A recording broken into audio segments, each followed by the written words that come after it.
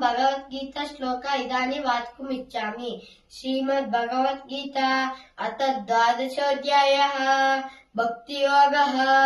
अर्जुन उवाच एवं सततयुक्ताये भक्तास्त्वां पर्युपासते ये चाप्यक्षरमव्यक्तम् तेषां के योगवित्तमाः।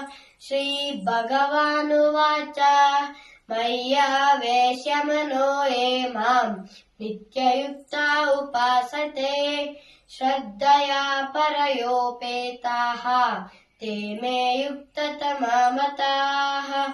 एत्वक्षरमनिर्देश्यम् अव्यक्तम् पर्युपासते सर्वत्र गमचिन्त्यम् च कूटस्थमचलम् ध्रुवम् सन्नियम्येन्द्रियग्रामम् सर्वत्र समबुद्धयः ते प्राप्नुवन्ति मामेव सर्वभूतैते रताः।